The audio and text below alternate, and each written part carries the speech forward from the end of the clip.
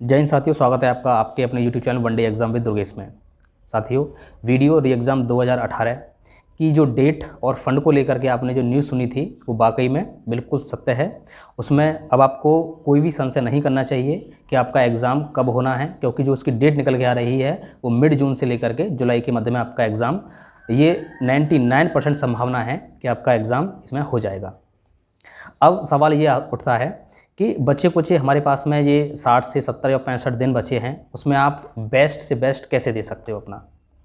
बहुत से मेरे साथी हैं जिनकी तैयारी पहले से ही चल रही है, उनको तो कोई दिक्कत आने वाली नहीं है, लेकिन जो सर्विस में हैं या फिर जिनकी पढ़ाई बीच में छूट गई थी या फिर जो इस एंजाइटी में हैं कि इस सर्टेन टाइम में अपनी परफॉर्मेंस को कैसे बूस्टअप दे सकते हैं, कैसे धार दे सकते हैं, तो साथियों इसी वीडियो में हम उसी के बारे में चर्चा करेंगे। वीडियो थोड़ा सा बड़ा होगा, आप इसे डबल स्पीड पर करके देख सकते हैं।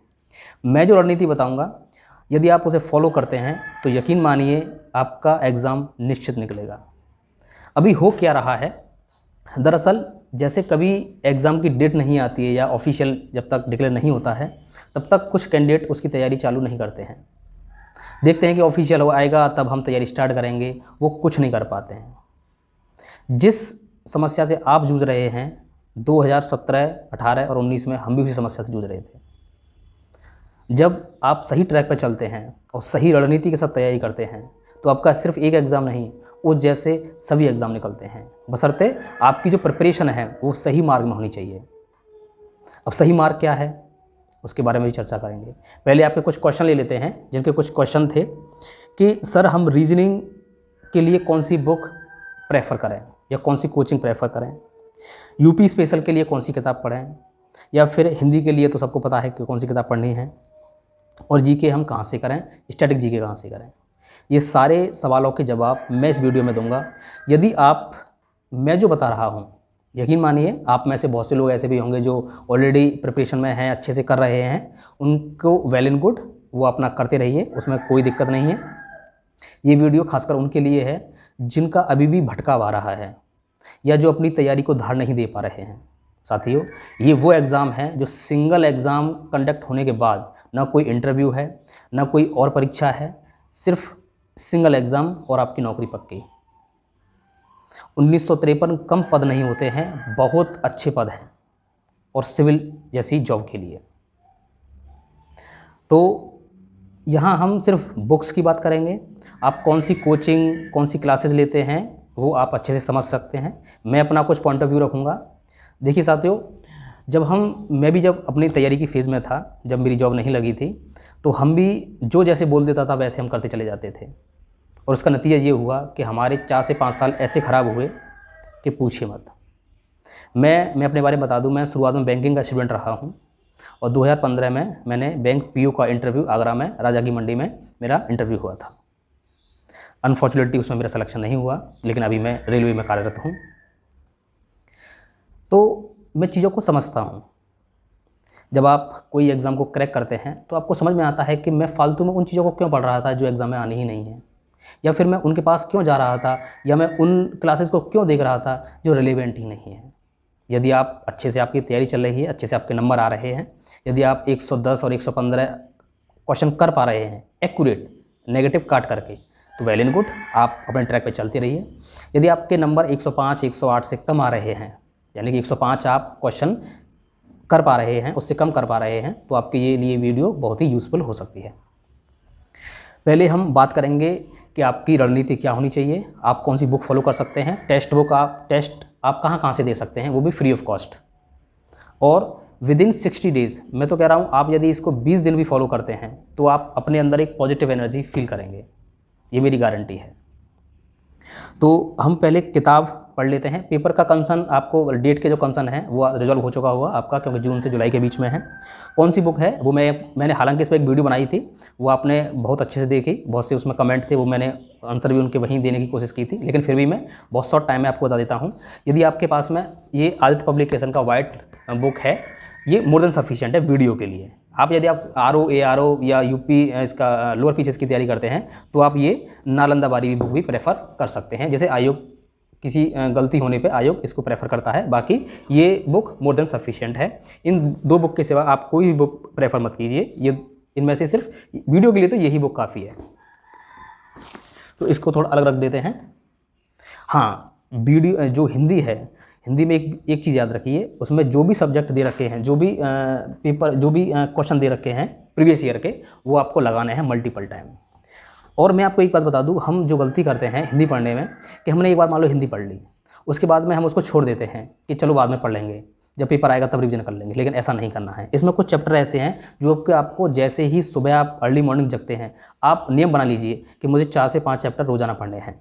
जैसे उसमें कुछ चैप्टर हैं, जैसे संधि है, समास है, विलोम, पर्यायवाची और मुहावरे, तद्भव, तत्सम। ये कुछ ऐसे चैप्टर हैं जो कि मुश्किल से आपको 15 से 20 मिनट आप देते जाओगे उनको, तो यकीन मानिए 1 घंटे में आप ये 4-5 चैप्टर रोजाना पढ़ लोगे तो आपके अंदर एक कॉन्फिडेंस आएगा। बाकी आप चैप्टर पूरे दिन पढ़िए, कोई दिक्कत नहीं है, लेकिन जैसे पर्यायवाची शब्द हो गए, ये ज़्यादा दिन तक दिमाग में नहीं रहते हैं। आप क्या कीजिए, सुबह उठिए और डिसाइड कर लीजिए कि मुझे 15 मिनट पर्यायवाची शब्द पढ़ने हैं, 15 मिनट विलोम शब्द पढ़ने हैं, 15 मिनट आपको मुहावरे, तत्सम, तद्भव, देशज, विदेशज, ये सारे शब्द पढ़ने हैं। हिंदी का मैं आपको बता रहा हूँ, इससे बढ़िया कोई तरीका हो ही नहीं सकता है। आप ये लेके बैठ जाएंगे कि नहीं मैं 1 घंटे हिंदी पढ़ूंगा, उसके बाद मैं और सब्जेक्ट पढ़ूंगा, वो आप लगाइए, टेस्ट में लगाइए, लेकिन आपको जो पर्यायवाची शब्द हैं, विलोम शब्द हैं, ये सारे के ऐसे शब्द होते हैं जिनको आपको डेली 15-20 मिनट आपको हर किसी को देना ही होता है। ठीक है। अगला क्वेश्चन है कि सर हम यूपी स्पेशल कहाँ से करें।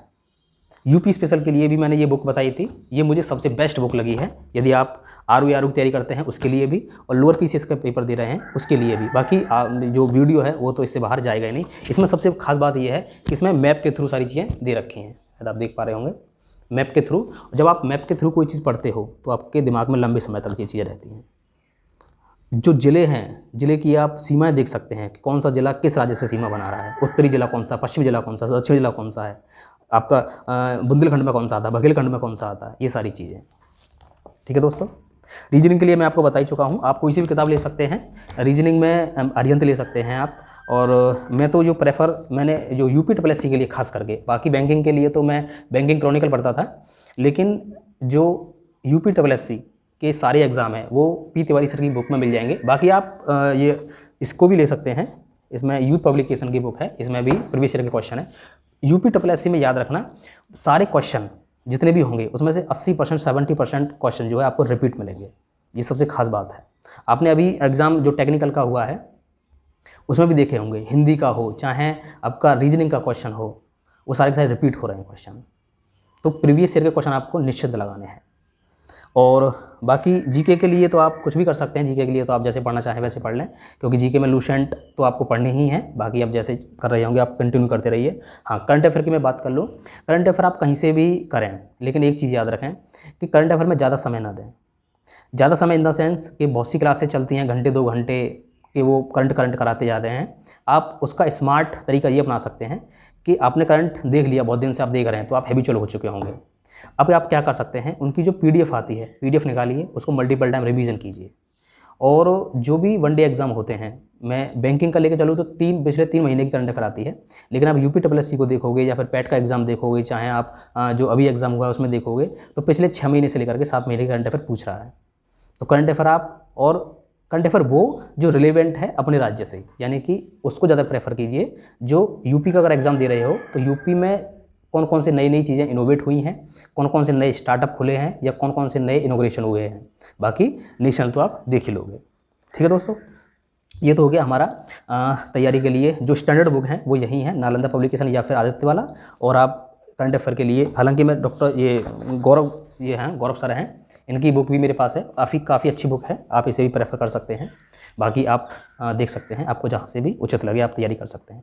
अब हम बात करेंगे रणनीति की, कि आप जो मैं रणनीति बताने जा रहा हूँ, यदि आपने वो फॉलो कर ली तो आप निश्चिंत मानिए आपका पेपर वीडियो का निश्चिंत निकलेगा। वीडियो का ही क्यों, आप जो आगे आने वाले पेपर हैं, चाहे RO हो, चाहे लोअर PCS हो, और भी कोई एग्ज़ाम हो, यदि आप इसको फॉलो करते हैं, क्योंकि मैं उस चीज़ को जिया हूँ, उस चीज़ को मैंने देखा है कि एक कैंडिडेट के दिमाग में क्या चीज़ चल रही होती है।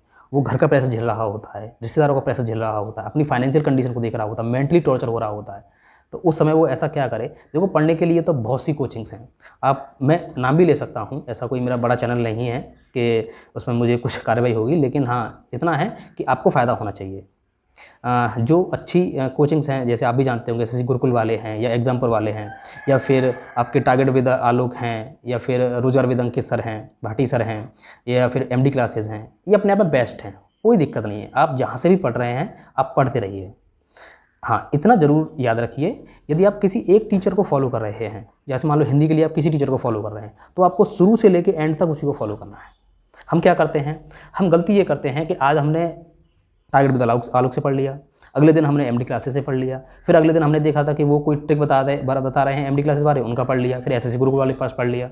उससे क्या होता है, बड़ा हौच पौच हो जाता है और आप फिर कहीं के नहीं रह पाते हैं। आप पूरे सिलेबस को एनालिसिस कीजिए कि मेरा कौन सा चैप्टर, कौन सा क्वेश्चन, कौन से पार्ट से आ रहा है, कौन सा मैं क्वेश्चन नहीं कर पा रहा हूँ, उसको पॉइंट आउट कीजिए। और जो आप कर पा रहे हैं, जैसे एक समय के बाद में विलोम शब्द गलत नहीं होते हैं, एक समय के बाद में तीसरे विदेशज शब्द गलत नहीं होते हैं, मुहावरे गलत नहीं होते हैं, पैसेज गलत नहीं होता है, तो आप उसको साइडलाइन किए दीजिए। फिर उसके बाद देखिए कि मैं जो मेरे पास में छायावादी कवि हैं, या फिर मेरे पास में मौर्योत्तर वाले कवि हैं, जो भी कवि हैं उनकी मुझे रचना याद नहीं हो रही हैं, तो आप उन पर फोकस कीजिए। ऐसे यदि आप करेंगे, जैसे मैंने ये चैप्टर मेरा पूरा हो गया, बस ये मेरा, इसको मैं कम समय दूंगा, जो नहीं कंप्लीट हुआ है अब उसको मैं ज़्यादा समय दूंगा, क्योंकि आपको बहुत ज़्यादा नहीं पढ़ना है, आपको उतना ही पढ़ना है जितना रिलेवेंट हो। सिलेबस निकालिए, पिछला जो पेपर हुआ है, सबसे पहले जो पिछले पेपर हुए हैं उन पेपरों को आप इकट्ठा कीजिए, उसमें जितने भी क्वेश्चन दे रखे हैं, जैसे मान लो मैंने देखा था कि जो वर्णमाला है उससे 4 से 5 क्वेश्चन हर पेपर में, हर शिफ्ट में देखने को मिले हैं, तो वर्णमाला तो आपको पढ़नी पड़ेगी पूरी पूरी।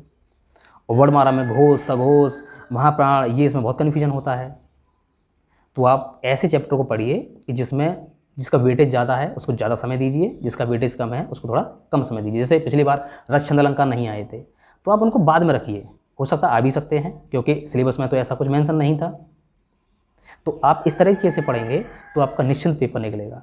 अब आप क्या कर सकते हैं इसमें आगे, मैंने कुछ पॉइंट नोट आउट किए हैं। आपको देखो, मेरी जो रणनीति रहती थी वो ये रहती थी कि सुबह का जो टाइम है 11 बजे तक, 12 बजे तक, उसमें सिर्फ और सिर्फ मुझे रिवीजन करना है। आप कितने बजे जगते हैं, आप कितने बजे सोते हैं, आप डिसाइड कीजिए, लेकिन हाँ उसमें एक चीज़ बढ़ा दीजिए कि या तो सोने का या जगने का जो टाइम है उसे फिक्स कर दीजिए। या तो आप सोने का टाइम फिक्स कर दीजिए कि मुझे 10:30 बजे सो जाना है या 9:30 बजे सो जाना है, तो आप देख पा रहे होंगे कि 5 घंटे के बाद में या 6 घंटे के बाद में या फिर 5.5 घंटे के बाद में आपकी आंखें खुल जा रही होंगी। यदि आप 5 बजे भी जगते हैं, 6 बजे भी जगते हैं, तो आप इसे कंटिन्यूस रखिए और फिर उसके बाद में अपनी दिनचर्या चालू कीजिए कि मुझे 3 सब्जेक्ट हैं, ज़्यादा सब्जेक्ट भी नहीं है, कितना अच्छी बात है। एक सब्जेक्ट को उठाइए, 1 घंटा 1.5 घंटा दीजिए, फिर उसके बाद में थोड़ा रिलैक्स कीजिए, फिर उसके बाद में अगले सब्जेक्ट को दीजिए। आपको सुबह का जो समय है वो सिर्फ और सिर्फ रिवीजन के लिए रखना है। दोस्तों मैं आपको एक बात बता दूं, कंपटीशन में यहाँ जीतता वो नहीं है जिसने ज़्यादा पढ़ रखा है, जीतता वो नहीं है जिसने ज़्यादा पढ़ रखा है, यहाँ सिलेक्शन उसका होता है जिसने रिवीजन ज़्यादा कर रखा है। क्योंकि हम अपने माइंड में बहुत सारा इनपुट तो देते जा रहे हैं, ये पढ़ रहे हैं, वो पढ़ रहे हैं, उसकी क्लासेस से पढ़ रहे हैं, उसकी क्लासेस से पढ़ रहे हैं, पीडीएफ डाउनलोड कर रहे हैं, बहुत सारी बुक्स रख रखी हैं हमने, लेकिन जब हमें आउटपुट देने का समय आता है तो हम कन्फ्यूज हो जाते हैं। तो पहली बात, आप अपना सोर्स लिमिटेड रखिए। यदि आपके पास में ढेर सारी किताबें हैं तो आप उन किताबों को साइडलाइन कीजिए, उसमें आपकी रेलवे की किताबें भी होंगी, उसमें आपकी और भी जो आयोग हैं, जैसे आप यदि आप सीजीएल की तैयारी कर रहे हैं तो उसमें इंग्लिश की किताब भी होगी, आप उसको कुछ समय के लिए साइडलाइन कीजिए। और आपका फोकस यदि वीडियो री एग्ज़ाम पर है तो आप अपनी जो 5 से 6 किताबें हैं स्टैंडर्ड किताब, उनको एक जगह रखिए, जो नोट्स हैं उनको पास में रखिए, उन्हीं किताबों को इतनी बार रिवीजन कीजिए कि आपको पेज नंबर तक याद हो जाए। और वो हो सकता है, ऐसा कोई बड़ी बात नहीं है। हम गलती क्या करते हैं, हमने 3-4 किताबें रख ली और एक किताब भी पूरी नहीं पढ़ी। आज पब्लिकेशन है, इसमें मैं आपको दिखा दूं कितने पेज होंगे। दोस्तों इसमें 430 पेज हैं। 430 पेज यदि आप 10 पेज भी रोजाना पढ़ते हो तो 43 डेज। लेकिन मुझे तो लगता नहीं है कि आप मात्र 10 पेज रोजाना पढ़ेंगे, आप इसके 20 पेज रोजाना पढ़ सकते हो, तो आपका 20 दिन में खत्म हो जाएगा। अब 20 दिन में खत्म होने के बाद में आपके पास 2 महीने हैं, अब लगा ली साहब आप कितने बार मल्टीपल रिवीजन कर सकते हैं इसका, और आपने 1-2 बार पहले भी पढ़ रखी होगी किताब। तो आप सोर्स लिमिटेड रखिए, ये स्टैंडर्ड किताब है, इससे बाहर कुछ नहीं जाएगा। हम फोकस क्या करते हैं कि हमको 100% करना है। वो 100% में क्या होता है, क्योंकि जो पेपर है उसका 90% जो 80% है वो वही आता है जो जनरलाइज है। बाकी 5% हो गया, 8% हो गया, उसमें ऐसे क्वेश्चन डाल देते हैं जो लगता है कि कहाँ से आ गए। तो ऐसे सब्जेक्ट को मतलब इस तरीके से आप पढ़ेंगे तो आप देखेंगे कि आपका जो 5% के चक्कर में जो 85% है, 90% है, वो आपका रह जा रहा है। एक सेकेंड। और साथ ही ऐसा कोचिंग्स के साथ होता है, यदि आप एक के साथ अटैच्ड हैं, फिर आपको लगता है कि नहीं वो टीचर अच्छा पढ़ा रहे हैं, वहाँ उन्होंने कोर्स को मात्र 200 रुपये में कर दिया, मात्र 150 रुपये में कर दिया, तो मैं उनका पढ़ लेता हूँ। फिर क्या होगा, आपने जो कॉन्सेप्ट इनके सीखे हैं फिर उसके बाद में वो क्लैश हो जाते हैं। फिर उसके बाद में आपको लगता है कि अरे मैं तो ना इधर का पढ़ पाया ना उधर का पढ़ पाया। कॉन्सेप्ट एक ही है, रीजनिंग का आपने एक बार पढ़ लिया, आपको फिर किसी से नहीं पढ़ना है, फिर आपको अपना रिवीजन करना है। जितने से ज़्यादा क्वेश्चन है वो ज़्यादा लगाने हैं। बैंक के एग्जाम में क्या होता था कि उसमें सेक्शन वाइज कट ऑफ लगती थी और मात्र हमको 40 मिनट मिलती थी पेपर को सॉल्व करने के लिए प्री के एग्ज़ाम में। अब लगा लिए साहब 15-15 मिनट आपको लगानी है, 60 मिनट का पेपर होता था, तो 60 मिनट में आपको पेपर करना है। उसमें आपका मैथ भी है, रीजनिंग भी है, इंग्लिश भी है। तो साथियों आप अपनी तैयारी को ऐसे कीजिए कि जो आपका सिलेबस है उसको प्रॉपर तरीके से अपने दीवार पर लिख दीजिए कि ये सिलेबस है, इसके ये टॉपिक मेरे तैयार हैं। जो तैयार हैं उन पर टिक कर दीजिए, जो तैयार नहीं हैं सिर्फ उन पर फोकस कीजिए। अब आते हैं आप टेस्ट कौन सा दे सकते हैं। तो कई सारी कोचिंग्स हैं जो कि टेस्ट बहुत अच्छा बना रही हैं फ्री के। वो मैं ये नहीं कहूँगा कि आप इसका खरीद लीजिए या उसका खरीद लीजिए। यदि आपके पास टेस्ट बुक का है तो वेल एंड गुड, यदि आपके पास उसका भी नहीं है तो MD क्लासेस वाले सर भी करा रहे हैं, फिर वीकली टेस्ट है आप उसको दीजिए। फिर टारगेट विद आलोक वाले करा रहे हैं उनको भी दीजिए। फिर उसके बाद में जो रोजगार विद अंकित हैं वो भी कराते हैं, उनका भी दीजिए। आप जहाँ से भी टेस्ट दे सकते हैं, क्योंकि टेस्ट में आपको ये नहीं सोचना कि मैं किसका टेस्ट दे रहा हूँ, क्योंकि टेस्ट तो आपको सिर्फ जज करने के लिए है। फिर आप में देखिए कि उसमें जो गलत क्वेश्चन हो रहे हैं वो कितने गलत क्वेश्चन हो रहे हैं, उन पे फोकस कीजिए। और देखो ये एक युद्ध है, जंग है। यहाँ पर क्या करना है कि हतोत्साहित नहीं होना है कि आज मेरे कम मार्क्स आ गए मेरा शायद नहीं होगा, नहीं, ऐसा कभी मत सोचना। क्योंकि युद्ध सिर्फ हथियारों से नहीं जीता जाता, उसमें आपका उत्साह भी काम आता है, परसिवरेंस। आप कब तक धैर्यपूर्वक उसमें लड़ते रहते हैं। कितनी पुरानी वैकेंसी है, आज भी आप यदि इस वीडियो को देख रहे हैं तो कहीं ना कहीं आप में भी जज्बा है कि नहीं मुझे वीडियो बनना है। एक प्रोफेशनल जॉब है, बढ़िया जॉब है। तो बाकी टेस्ट दे लिया आपने, रिवीजन टाइम आप ज़्यादा रखिए। जितना आप पढ़ रहे हैं, मान लो आप 3 घंटे पढ़ रहे हैं, 4 घंटे पढ़ रहे हैं, तो कोशिश कीजिए कि आप 4.5 घंटे, उससे ज़्यादा ही आप रिवीजन कीजिए। इसको सबसे ज़्यादा जो इफेक्ट पड़ता है किसी एग्ज़ाम पर वो रिवीजन का, क्योंकि वहाँ आपको आउटपुट देना है। यहाँ आप इतना इनपुट डाल लेंगे, आउटपुट का कोई यही नहीं रहेगा, तो आप किस तरीके से एग्ज़ाम में परफॉर्मेंस का अच्छा कर पाएंगे। और सेल्फ एनालिसिस 15 मिनट 10 मिनट आप मेडिटेशन में बैठिए, सोचिए कि मैंने आज क्या पढ़ा। मान लो आपने पंचायती राज पढ़ लिया पूरा, पंचायती राज द्विस्तरीय किसने दिया, त्रिस्तरीय किसने दिया, बलवंत राय मेहता समिति की क्या रिकमेंडेशन थी, कहाँ से चालू हुआ था, आपको पूरा मैप आपके दिमाग में बस जाना चाहिए।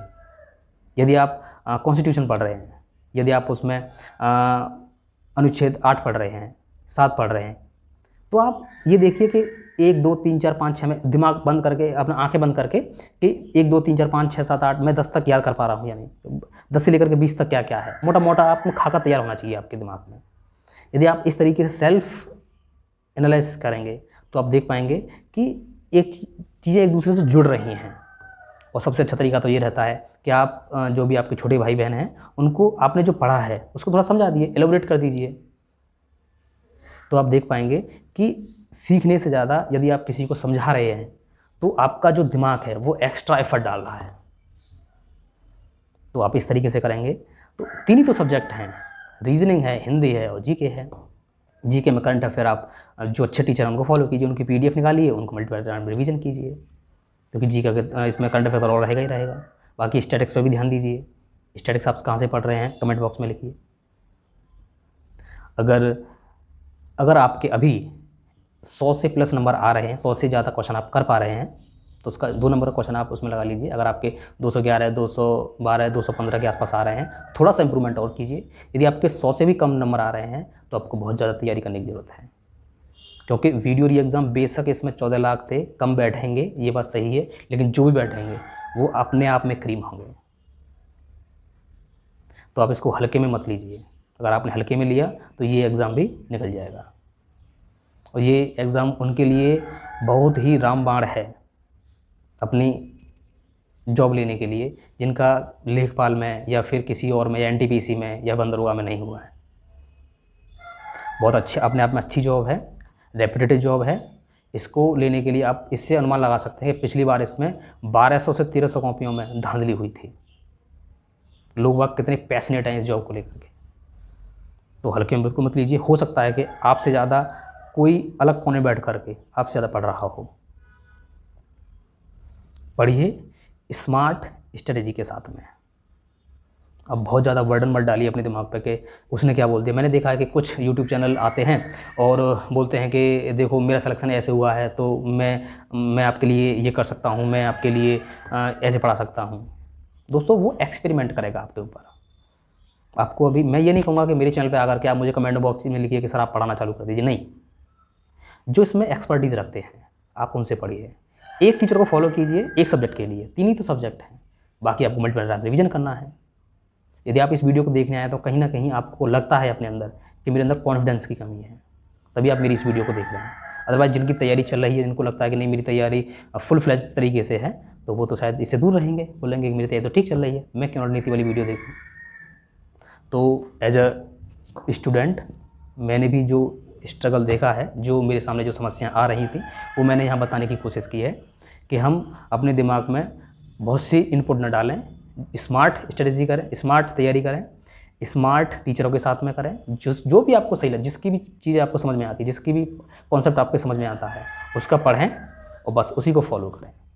किताब स्टैंडर्ड रखें, कम से कम किताबें रखें, और जितनी भी किताबें हैं 3-4 किताब, बस उसी को मल्टीपल टाइम रिवीजन करते रहिए। मेरी ये वीडियो पड़ी रहेगी, आप देख लेना। जिसका भी सिलेक्शन होगा वो यही बता रहा होगा कि मेरे पास में सेलेक्टेड मटेरियल था, सेलेक्टेड टीचर्स थे और multiple time revision, self analysis कि आज मैंने क्या पढ़ा है। यदि आपने कुछ अच्छा पढ़ा है तो आप अपने आप को रिवॉर्ड दीजिए कि हाँ आज मुझे आज ये आर्टिकल 1 से लेकर के 50 तक ख़त्म करना था, वो मैंने ख़त्म किया।